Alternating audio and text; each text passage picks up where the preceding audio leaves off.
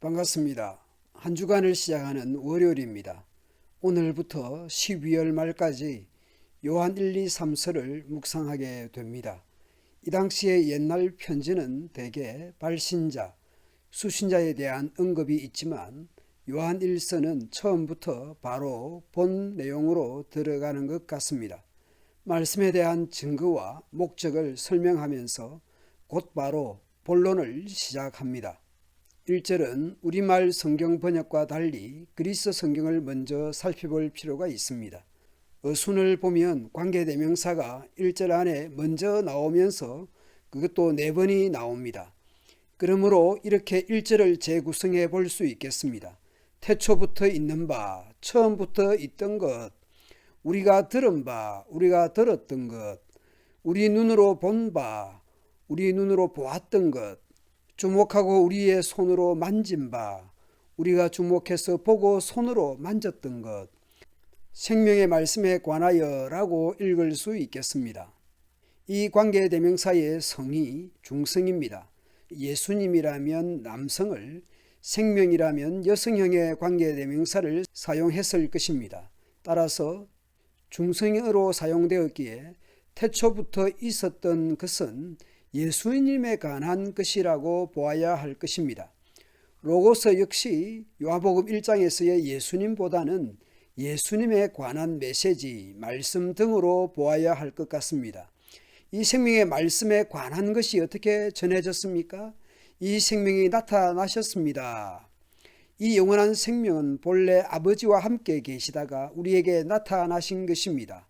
생명의 주도권이 전파자에게 있었던 것이 아니라 하늘로부터 주어진 것이었습니다. 요한을 비롯한 사도들은 나타난 생명을 보았습니다. 목격자요 증인인 것이죠. 사도들은 그 생명의 나타남을 보았고 이제 선포했던 것이죠. 보고 들은 것을 증거하고 선포했습니다. 생명에 관하여 보고 들은 것을 증거하고 선포한 목적이 무엇입니까? 그것은 여러분으로 하여금 우리와 서로 사귐을 가지게 하려는 것입니다. 먼저는 수평적 사귐입니다. 동시에 수직적 사귐입니다. 우리의 사귐은 아버지와 또 아버지의 아들 예수 그리스도와의 사귐입니다. 수평적 사귐만 있다면 그것은 계모임이나 세상 모임과 다를 바가 없을 것입니다. 교회는 교제 공동체이자 동시에 예배 공동체이어야 합니다. 예배 공동체로서 교제 공동체가 되어야 하는 것이죠. 또 다른 선포의 목적이 있습니다. 우리는 우리의 기쁨이 차고 넘치게 하려고 이 글을 써 보냅니다. 저자의 기쁨을 위해 사도 요한이 서신을 보냅니다.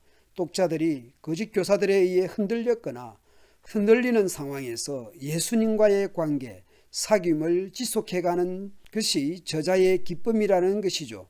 이제 저자는 독자들에게 선포합니다. 2절 3절에서도 보고 들은 것에 대해 증거 선포한다고 했습니다. 이제 들어서 전하는 것입니다. 들은 것을 전하는 것입니다. 우리가 그리스도에게서 들어서 여러분에게 전하는 소식입니다.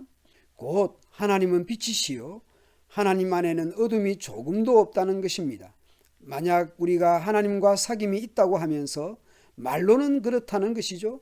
입술의 고백은 신앙적인데 그대로 어둠 속에서 살아간다는 것은 그리스 성경에서는 걷는다는 단어입니다.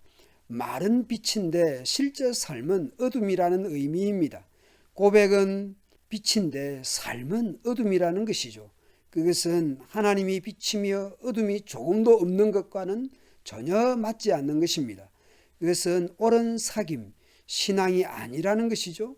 고백과 삶이 분리될 수는 없는 것입니다.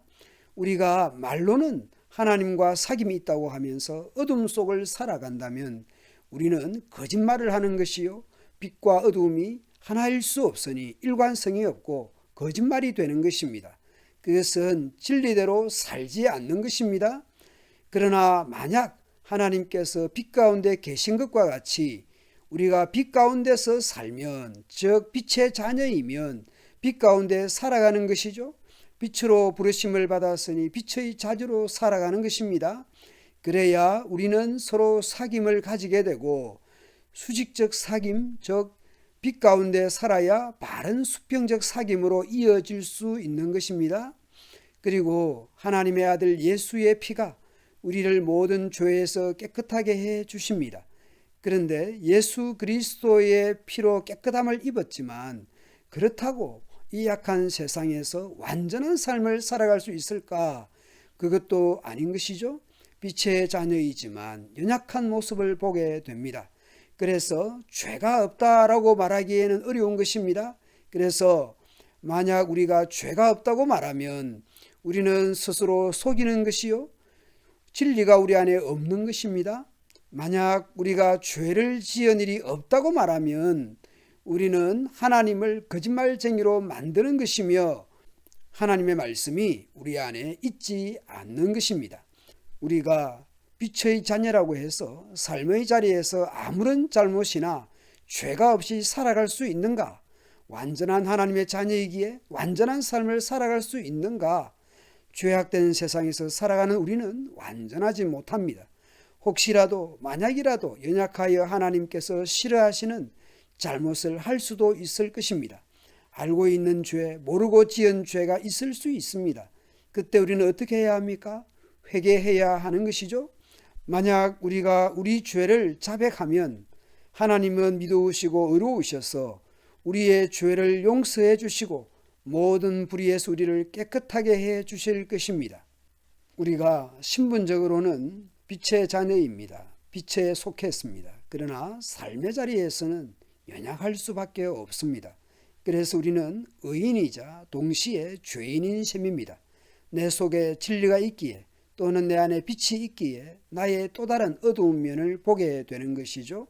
우리는 부르심에 합당한 삶을 살도록 애쓰고 노력해야 합니다.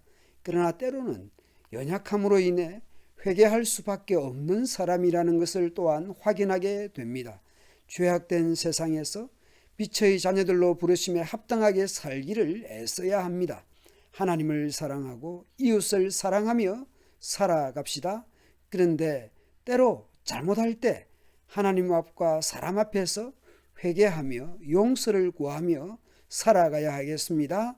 감사합니다.